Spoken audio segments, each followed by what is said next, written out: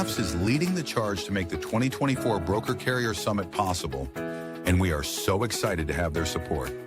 In case you haven't heard, TAFS offers much more than freight factoring. It provides a comprehensive support system for trucking companies of all sizes, specializing in fast and efficient invoice factoring with the ability to pay carriers in as little as 1 hour. And TAFS services go well beyond factoring, offering a fuel card that unlocks major fuel discounts, flexible business loans that are designed to cater to the distinct needs of a carrier's operations, a dedicated, responsive client experience team, and much more.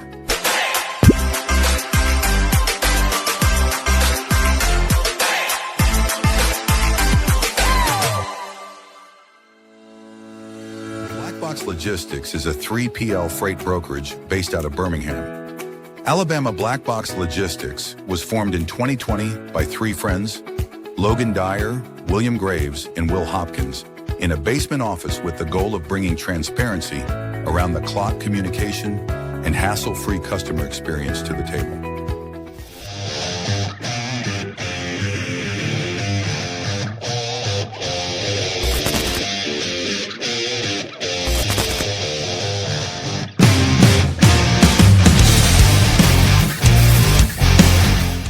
LoadBase is a logistics software solution that simplifies the process of tracking carriers.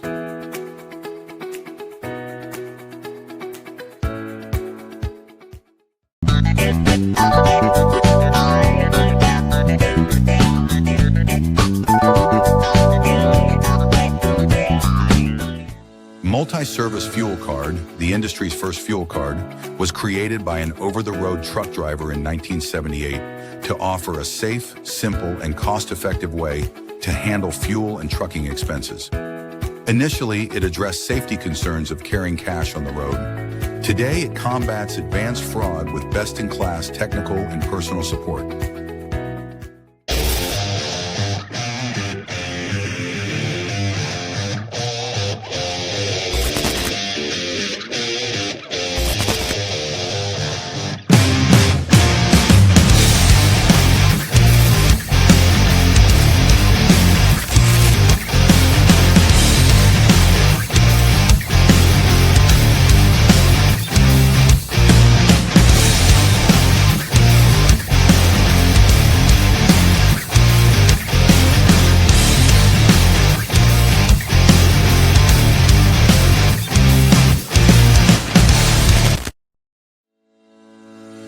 Sales-CRM is built for freight broker and agent sales teams. Manage your shipper prospecting and follow-ups. Organize your carriers in the lanes they run.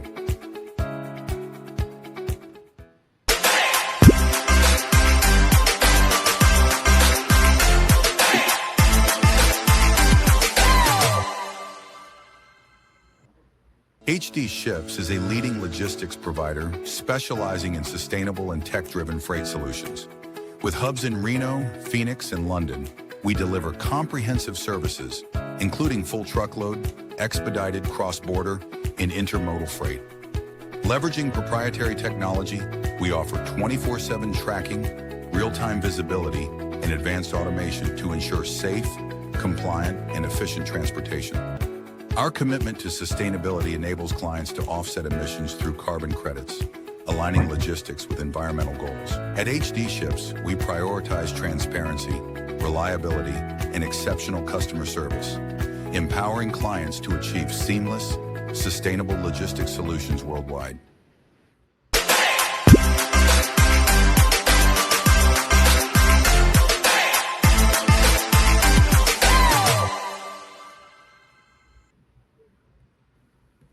Hey, how's it going? Happy Wednesday. Good, man. How's it going with you? You're out in Indiana, right? Yeah, hopefully we're not going to be hit with the tornadoes today, but we'll see. Yeah, well, it should be a fun one today. We'll dive right into it. Shout out to our sponsors, Multi-Service Fuel Card, been around longer than Will and I have been alive. I think one of the original fuel cards. Patricia, Jessica, great over there. And they have cards for brokers too. Black Box Logistics, Will's company, HD Ships, where I recruit agents for. LoadBase, we had Stan on the show the other week. Great tracking software. Big fan of what they're doing over there. LoadBase.com. Sales Dash CRM, Freight Specific CRM, Josh Lyles, Drew over there, been day one sponsor, great people. And then brought to you by AFS, top 10 factoring company, great rates, great customer service. They're open till 12, I think 12 every weekday. And great people over there, Ryan and Rob. Yeah, 100%. So our guest this week doesn't need much of an introduction if you keep up with the logistics landscape. You've probably heard of him, Craig Fuller, FreightWaves. It's tough to talk about freight today without a FreightWaves chart or graph or article being thrown around. So we're super pumped to have him on. And we'll go ahead and bring him on a stage. Craig, thanks for joining us. Hey guys, how are you? Doing well. How about you? Are you I've seen know you're doing some traveling lately. Are you in Tennessee now or Cincinnati? I am. I'm in Tennessee today. It's Happy Liberation Day. So literally as we record this, Trump is talking about what he's planning on doing. So we're going to see what he reveals. Yeah, I know somebody was telling me the stock market's kind of going up and down today, kind of waiting on what he's going to say. So yeah, I think there's a lot of anticipation, stress that exists, people not knowing what to expect, and I think that's been sort of the challenge. Yeah. So do you have any predictions? I hate to predict the president. Who knows? I mean, that's the problem with even the people who get paid to do this as a full-time job to predict the political winds.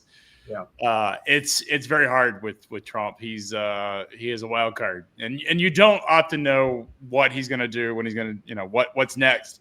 I think he would say that plays to his advantage, but I think at times it causes people who have to sort of deal with the issues stress as well. So yeah, no, 100%.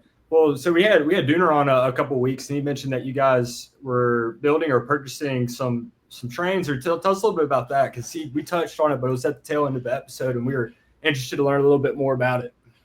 Yeah, so we bought a train museum. It's the largest train museum in the world, indoor train museum in the world, and these are garden scale trains. They're the larger of, if you think of model trains, are the larger size. So it's an indoor exhibit.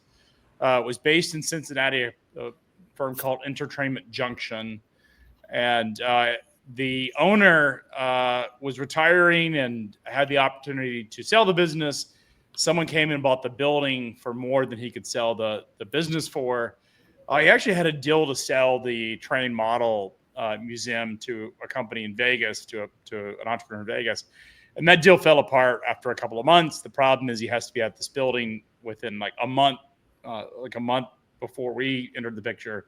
And I flew up there and did a deal. I heard about this actually on X, and it fits. We own a bunch of train magazines, like Trains and Model Railroader, and people that are into the train hobby, which are people that, think of it as oftentimes your grandfather is in the basement, like building this little village, which is the quintessential, like stereotypical audience member. And we own these publications that are focused on model railroading.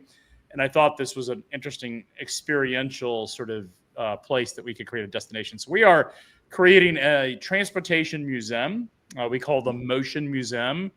And we will create it. It'll be outside of Chattanooga, Tennessee, and real focused on all aspects of transportation. So FreightWaves, the audience that tunes into this podcast would know FreightWaves or likely know FreightWaves, obviously involved in supply chain coverage.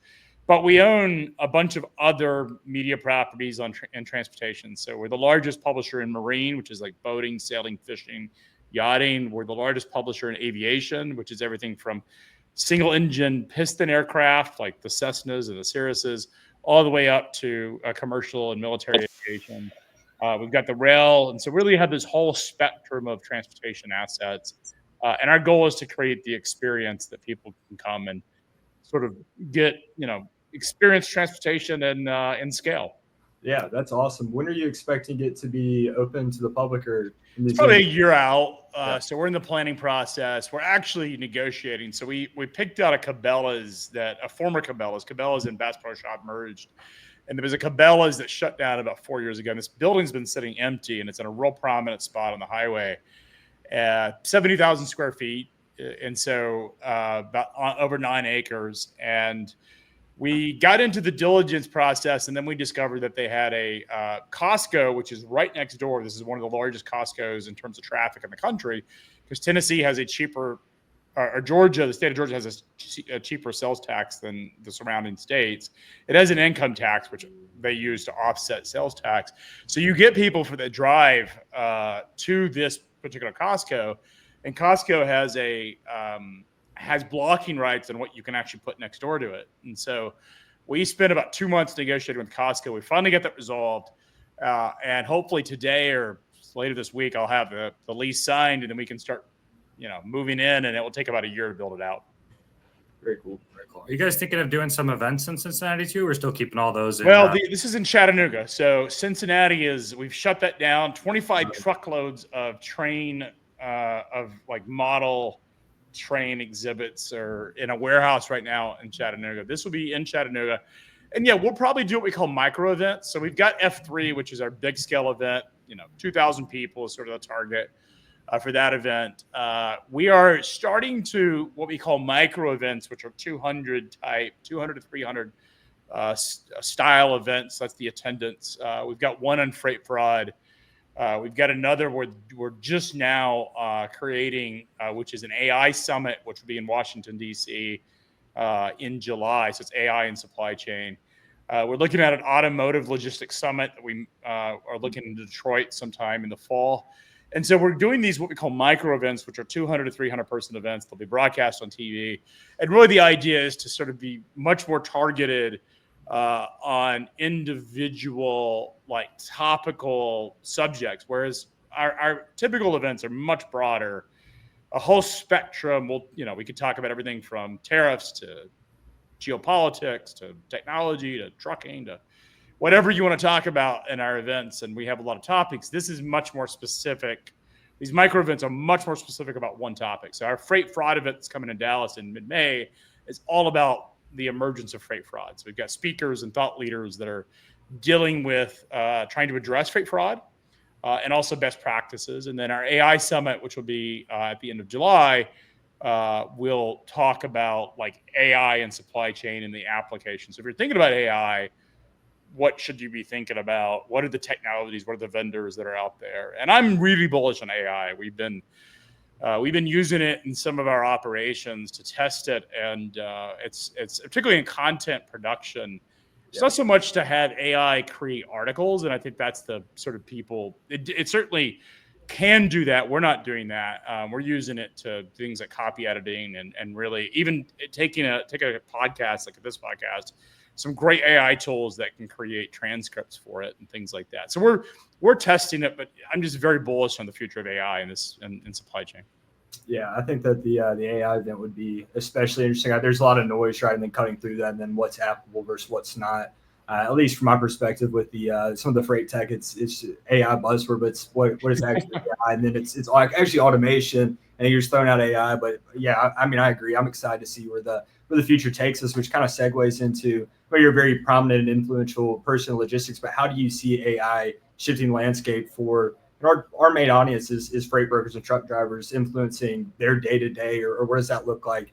I know it's tough to say, right? But some predictions for 5-10 years from now. Well, I think if you sort of think about this is sort of a continuation of technology. If you sort of think about the born-on date of early stage venture capital into freight tech, and this would be I'm going to bring it back in time to when Trucker Path was sort of the real breakout first company that broke out in terms of raising venture capital, and this was before Transfix raised its first round. It's even before Convoy, I think even was founded. There was this 2014, 2015 period where you had, and Trucker Path would have been one of the first companies, and I think they raised like $25 million at $100 million valuation, which was in those days felt very extreme because somebody invested in a trucking startup, tech startup. And that was, the idea was, I want to digitize things. And we saw a lot of freight brokers and digital brokerage come about. We've seen a number of technologies.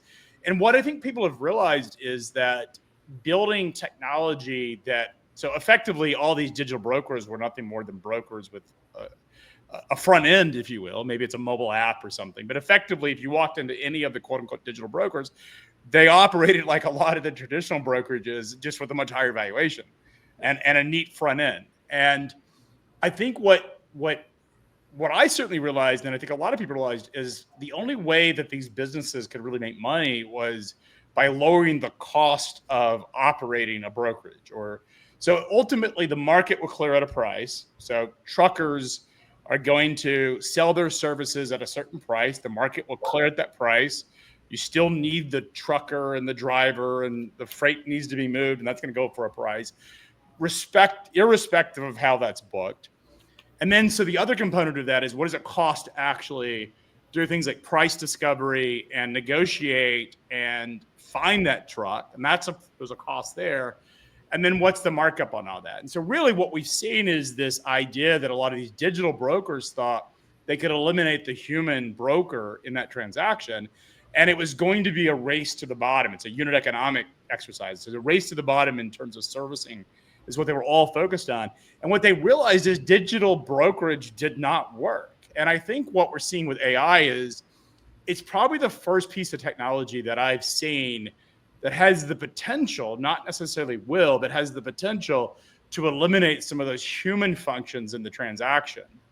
And by doing that, it will make it more efficient. And therefore, by making it more efficient, it will drive costs out of a lot of the brokers that adopt it. Now, we all know that some of the early iterations of it, and I've talked to people that have adapted AI in their floor operations, is initially they found a lot of savings because the voice agents that they were able to deploy worked, and drivers were not aware that they were talking to an AI. And now that sort of everyone's aware of it, it's going to become harder because, there's going to be less tolerance for automation if you're not actually changing the way the business operates. But I do think that some of this AI technology is going to make things more efficient. And I think it will eliminate a lot of the sort of, call it parts of the business that don't add value. And I look at it even in our own operations and media.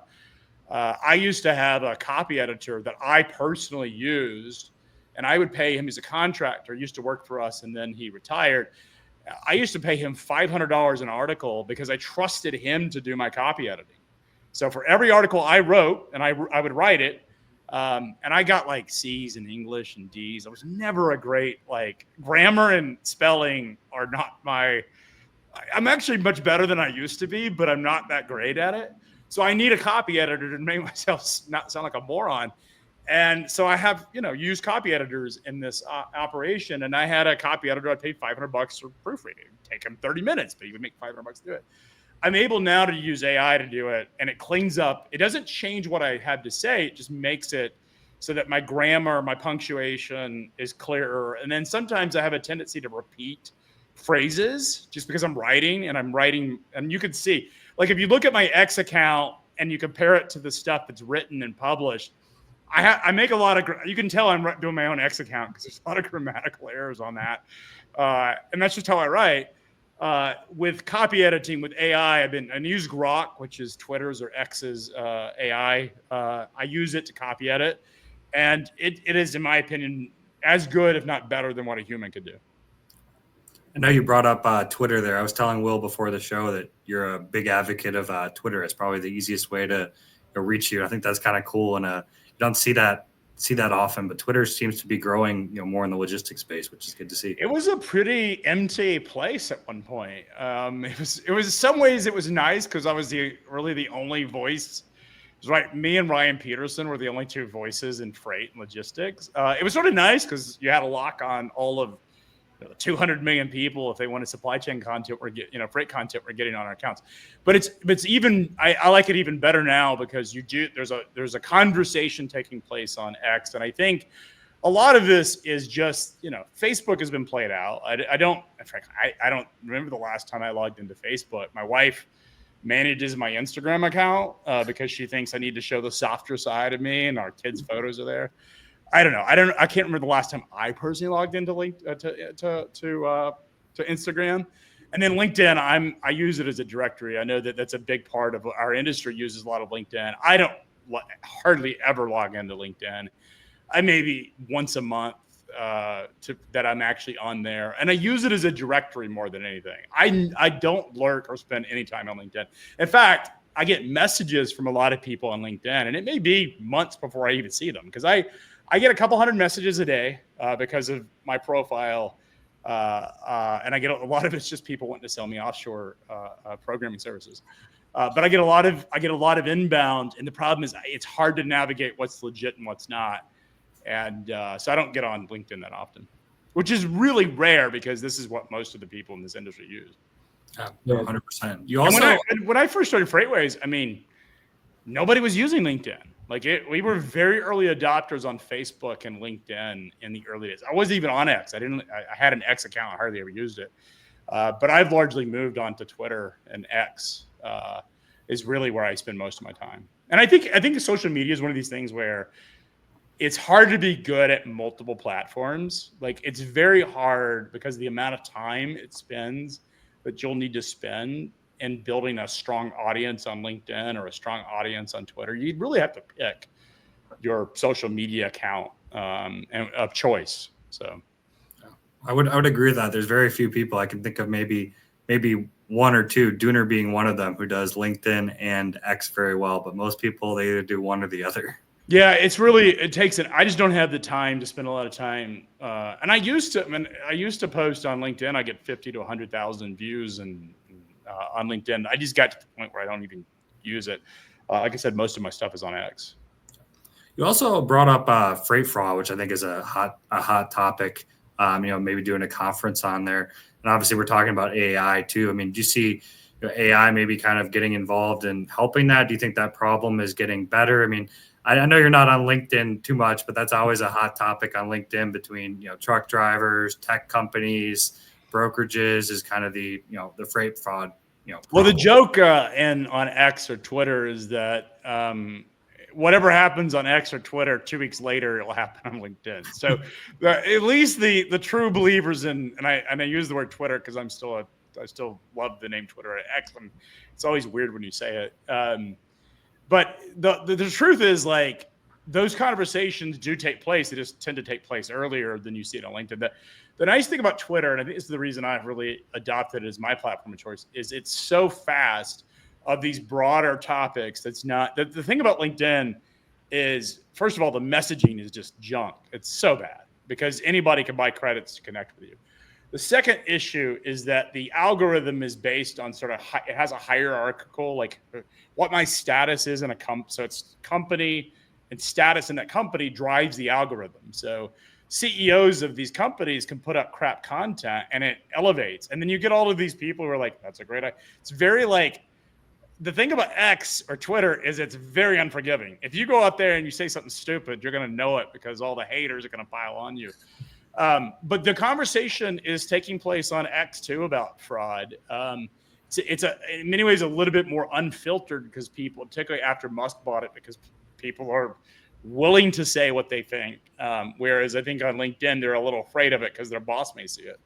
But freight fraud is certainly something. And I think AI is an application that certainly, I mean, it's like saying AI is a lot like comparing something to the internet. The internet is affecting every part of our life, whether good and bad, right? There's a lot of good and bad that the internet does.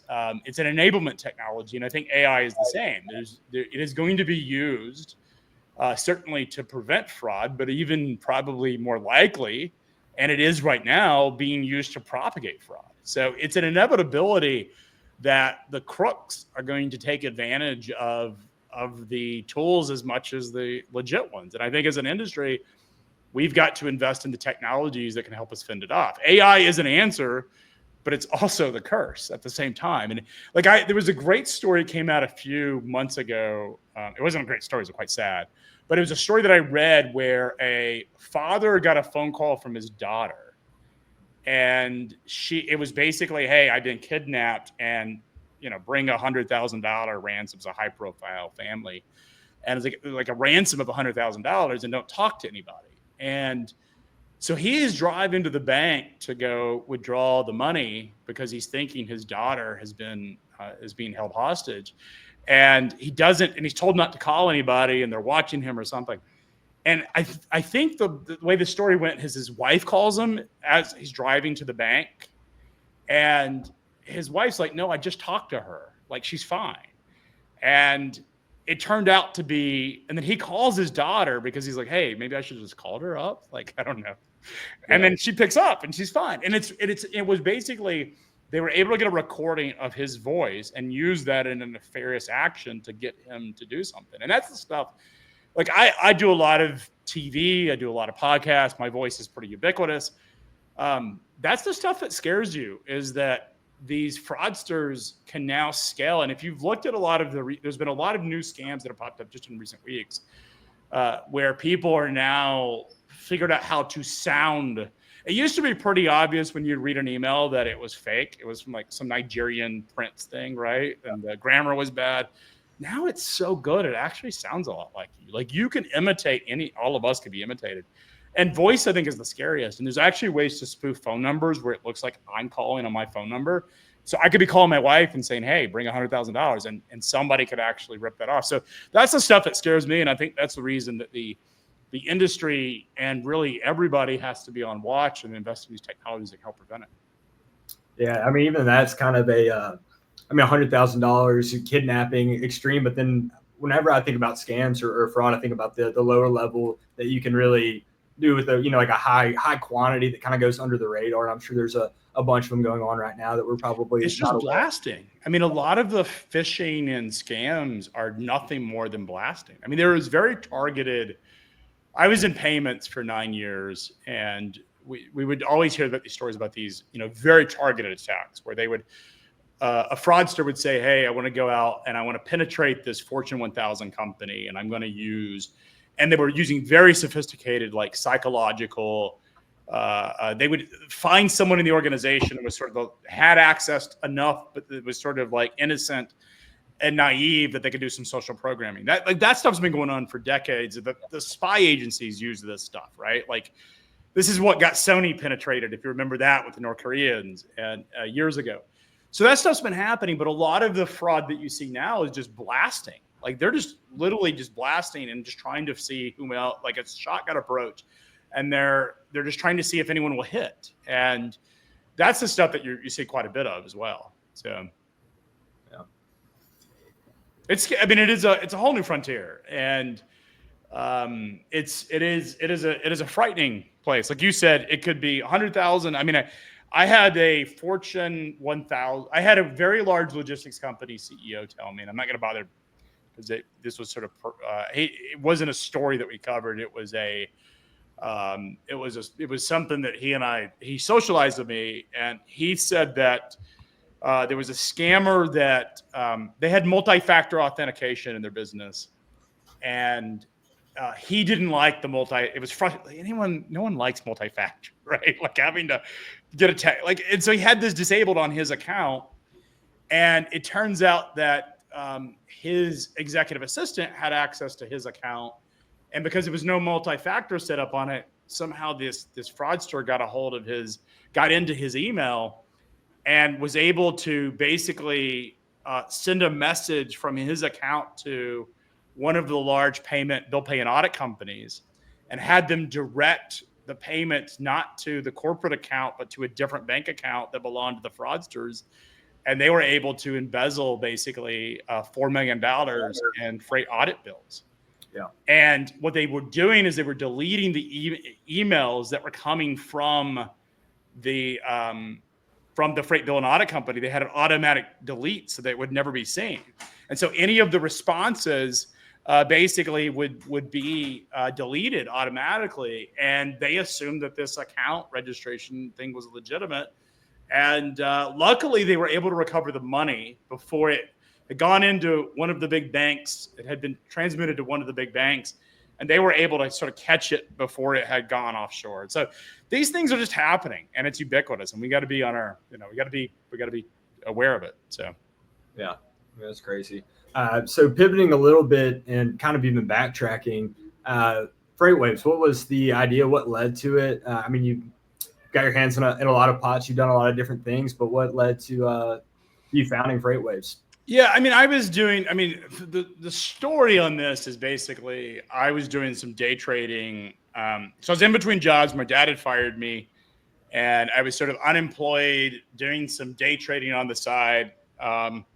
And I was watching CNBC. This was in 2015 and 2016, and I remember that on like all the major cable TV networks and all the major like business media, they kept talking about the economy, but they would never mention trucking as a barometer to the economy. And I had grown up in a world where like CNBC and Bloomberg and ESPN and the internet, I sort of came of age with that time where I used to get my news in real time. And I remember thinking, why doesn't anyone cover this business as the market? Like what you would see, like why isn't there a news network or a data business or an information system of what's happening on the ground? And that was sort of the original idea for FreightWaves, was like I wanted to create, for lack of a better term, the CNBC or the Bloomberg of freight. And that was sort of the idea that has now become Freight. Now, I never imagined it was through media. To be frank, I thought it was going to be an index business that, like, you have these index businesses like WTI that does oil or something like that. And we just sort of started writing about content. I remember we hired our first editor. He came from Fleet Owner Magazine, a guy named Brian Strait. And Brian told me that no one, and I was like, hey, I want you to start writing about freight. And I want you to cover the economy and rates and things like this. And he said, well, nobody ever reads that stuff. And he didn't believe it would ever work. And of course it has worked. And what I realized now is the reason no one ever read it is because Fleet Owner and all of the other major freight media businesses that were out there were covering these stories like a month after they happened. And I think what was happening with FreightWaves was we got started in 2016. And this is about the same time that the brokerage industry was sort of coming of age, and brokers sort of discovered social media. This is when people sort of went to Facebook first and went to LinkedIn. And so it was like all at the same time where information was coming and the sort of new batch of brokers were looking for information. So that was sort of the original idea. Yeah, it's kind of crazy. I mean, it was 2016, right? But it's kind of nuts that there wasn't anything it didn't exist, and no one really thought it would work. I sat down with a guy who built a brokerage, a friend of mine. He ended up building a brokerage, $600 million in revenue, and sold it to Coyote. His name's Ted, and he and I had lunch, and he said to me, it was a really strange comment because he said, "Do brokers really care about the economy?" And I'm like, you built a $600 million broker? And I'd call him out. He's friends, but I would actually say this to him. Like, dude, what the hell? Like, how did you build a broker and not understand how important the economy is? And it just, up until that point, brokerage was a fast growing industry, and you didn't actually have to understand the cycle. And you didn't have to understand the economy, and you didn't have to understand tech. And I think so much in startups is right place, right time, right team. And we were the team because of the experience. I had grown up in trucking, so I sort of understood it. We were at the right time, and we just happened to have a lot of free time on our hands to go do it. And that was sort of what came about. And I think luck has so much to do with business. And I think we were just lucky to be there at the right time, right place. It's interesting. I would agree with that statement. I think some people think there's no luck in anything, but even you do everything right, you need luck is a little bit of luck. Business is serendipity. Like you read all these stories about these people. They're like, hey, that person's brilliant because he built this very successful business. I promise, even though that it's easy to rewrite a version of that as if somebody's an oracle. I'm certainly not an oracle and wouldn't pretend to be one. But so much of it's luck. Like, I had no idea that I would run a media business. I actually didn't even think I'd be good at it. It turns out that I actually am okay. And it is something that I found that I have a knack for understanding how this stuff works. And I'm able to build something at it. But it wasn't like I thought, hey, I'm going to go do this and be some great visionary. It was more like, hey, I found an opportunity and I built something and it worked, and I just rinsed and repeated. So that's just kind of how business works. 100%. Well, I think we'd be remiss not to bring up, this topic, and I don't know how much you want to get into it, but kind of towards the end, I know there's been a lot of talks about, data is a big word with, tech companies and rates these days, and who owns the data and what data is being used in AI. We could go a million different directions. I know you've had some, to get a big Twitter post, maybe 2 months ago about this topic, and just kind of curious, however you want to take it, but just kind of curious your thoughts on data and the freight markets and the fight for data and just, I don't know, data in general, I guess. So this is a fundamental disagreement I have with DAT. And so DAT as a business, and look, DAT I have an enormous amount of respect for it as a business. It's a fantastic franchise. It's a very profitable business. They've got a load board business, which probably has 70% market share of the load board business. And they have a data business, which at one point was sort of a secondary business for them. They weren't really focused on it. And they didn't really spend a lot of energy scaling that business. And what's interesting, the last 5 years, they've sort of flipped the entire branding, and now it's a core focus of theirs. And what they had in many ways, sort of early advantage of going out and building the price assessment business, the DAT, the rate view product is what they used to call it. It's now part of the DAT IQ platform. And in those agreements, they developed effectively exclusivity. So if you had access to the platform, you were not allowed to share your data with anyone else. So basically, in their agreement, your data, the data that your business generates, you're the most important. And they say that data is the new oil. So imagine giving up all of your mineral rights and oil rights to a third party and not having the right to do with what you want with your data. And 10 years ago, data was not that important. And maybe it was, but people didn't realize it was important. There was really no competition. So there wasn't like you were giving up something. And so a lot of the DAT earliest customers end up signing these agreements, which gave them the right to basically exclusive rights to the data. So if you sign the agreement, you're not allowed to share your data, which you should own, with a third party. And that includes people like Sonar, which we own a data business that competes. It also includes companies like Green Screens and others that basically any business that competes with DAT's rate product, they won't let you share your data. And I have a fundamental problem for that. Look, in fairness, I compete with them. Of course, I'm going to have a problem with that. I mean, let's put that aside.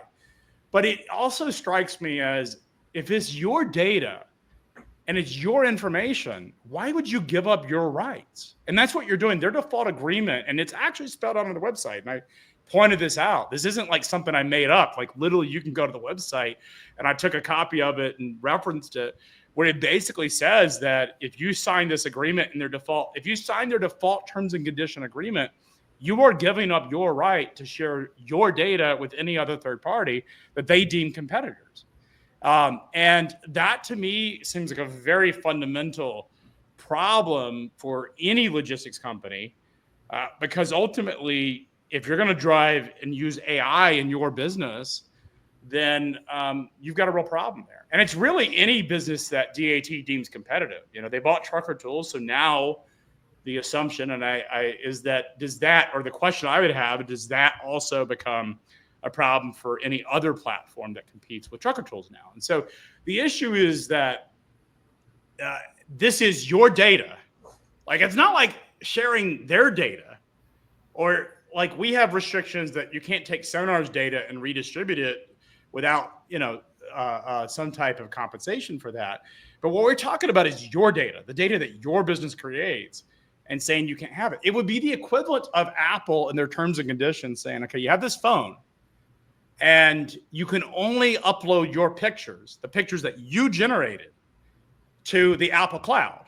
And if you leave, and if you have an Apple phone, you can't upload it to any other product. Facebook, you can't upload it to Instagram. You can only use Apple products. That is what DAT is asking of its customers. And I have a fundamental problem with that.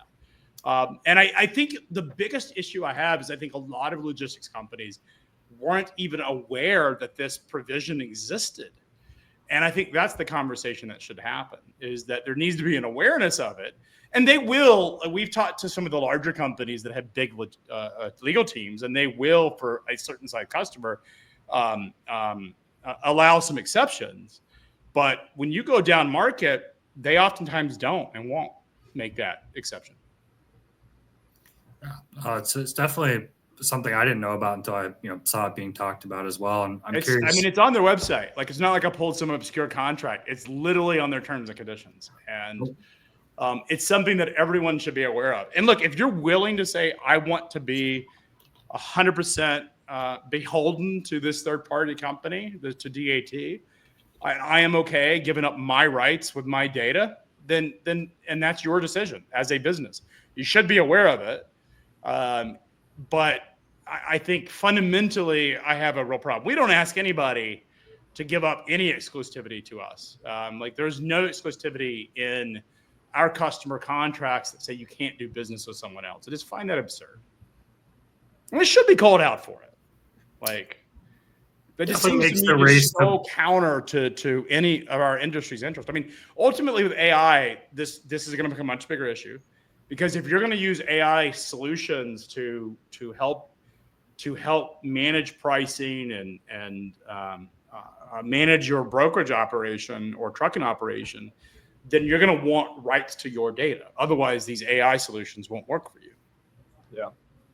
So do they take legal action for anybody that's violating that? I can't say that because I would be talking out of turn. I know that talking to clients, we have heard that they have they've made reference or have certainly threatened. And we do know that there was a lawsuit between Convoy, which I think was slightly different. But I would be speaking out of turn whether or not they've actually have gone out and have sued anybody over it. And so whether I've heard this, well, they don't enforce it. Well, then why take it? Just take it out. Like, if it's not enforceable, then take it out. That's the counter argument is like, I'm not asking for much. I'm asking you to go delete the provision that's in your agreement.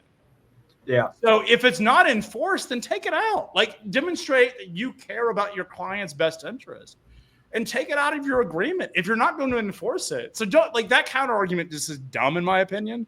Like, if you aren't going to enforce it, which I don't know that they've said they won't enforce it. I'd love to see them actually print that because I would respond to it. Like, if they intend on taking it out, then take it out. If you're not going to enforce it, like, to me, that's just dumb. Yeah, that's a great point. So I got to ask, so we talked about data, say 10 years ago, it wasn't like values in the eye of the holder, right? So now today, data is the oil, as you put it. It's very valuable. Is there anything in the industry right now that you think will look back in 10 years and kind of have that same thing happen where, we look back in 10 years like, all this data, we're using it so important. And 10 years ago, we didn't think anything of it. Are you seeing anything that the traditional freight broker might not be seeing or that's under the radar? Like, I think I would not sleep on AI. I mean, AI is this is not I've been involved in this business. And when blockchain was a concept, I was sort of an earlier believer in blockchain. I think it became pretty apparent pretty quick that was not going to happen. This to me feels much more fundamental to the future of our industry than a lot of other technologies. Digital brokerage was sort of a misnomer. I think it was a moment where everyone felt like they had to have a digital matching app because if they didn't, they're going to be left out. Yeah. I think with AI, it's quite different because these models are getting so good. And you could see it just on, look at these videos. Have you seen these? You guys look at the videos that people create now with AI where they look like it's hard to know whether, like these press conferences. I was watching one where I think it was Taylor Swift talking crazy. Well, I think Taylor Swift broke up with Travis K was the whole video about how she broke up with Travis. And it wasn't obvious till the very end it was fake. Like it actually looked like and that's the problem with AI is it's becoming, these models are growing so quickly and so we're talking about the museum. And, a lot of times when you're doing building or architectural renditions, you're spending maybe thousands or tens of thousands of dollars on just like mock-ups. And it takes 2 weeks to get an architect to mock up like building color as an example. Yeah. And it's like, okay, what color? So this is a Cabela's. And if you've seen one Cabela's, you've seen all the Cabela's. Mm-hmm. And I'm trying to change the front of this museum to not look like a Cabela's. So when you drive up to it, you're not like, hey, I'm at home. I want to go get my gun and get a fishing pole. Like I want them to drive in and be like, oh, I mean, there's a new place called the Motion Museum. And traditionally it would take me, and I'm like $10,000 is probably not like when you go to an architect, that's probably a small amount of money for doing colors and renditions. Over the course of an hour, I had 30 different mock-ups. I just took a copy of the photo off of the web, not even in my phone. And I went to Grok, and I'd used ChatGPT and Grok. And I said, can you take this photo and change, and told it what I wanted to do. And asked it to change colors. And all of a sudden I had, a bunch of different designs. And I finally decided what the thing's going to look like. And I could picture what it's going to look like. And that's what I think AI is about. And you see these voice prompting agents where nobody wants to talk to an IVR. Do you remember the old IVRs? We call in, it's the phone rep, and it's like you're talking to a machine. And you're like, oh, just get me to a human. They send you off to India, and you can barely understand the person that's on the other end. And that's just like, send me back to the States. That's frustrating. But like with AI, they've made it so that these AI engines are so good that it can handle 95% of the questions that happen, the transactions. But that's just one piece of it. It's also in like document data, information, pricing, so many use cases of it. And I think it's real. And I don't think this is something that's going to be a fad. I think it's a real thing. And so what does that mean? It means that companies that are using AI are going to adopt it first, and are going to end up investing a lot of money in it, and it's going to put pressure on everybody to sort of address the same thing. Because if one broker can cut its cost by 30 or 40%, then they're going to have an enormous advantage over those that don't. And I think it's going to create more pressure for technology that's out there that is going to address the unit economic gap. And look, we talked about fraud. Fraud's an emerging event. So these are the two hottest things. I don't know if I could say freight is hot or fraud is hot, but like, as a category, fraud is top of mind, and AI and the applications are really top of mind. Like a lot of the driverless trucks and autonomous like RPA stuff just feels like that's so last year or last decade. I mean, eventually that stuff will happen, but right now I think the hottest thing right now is AI, and the other topic is fraud. And then look, reindustrialization. That's the other thing is like, I'm literally watching Donald Trump, and when is this going to get broadcast? We're live. We're live. Oh, live. I didn't. Yeah. Didn't realize it was live. All right. So Donald Trump's talking about these tariffs. I think reindustrialization is real. I think whether you like it or not, we're going to have to respond to policy. And like, Biden did not reverse any of Donald Trump's policies the first time. Like reshoring is a real thing. And I think the thing that I'm most surprised by is his focus on Mexico and Canada.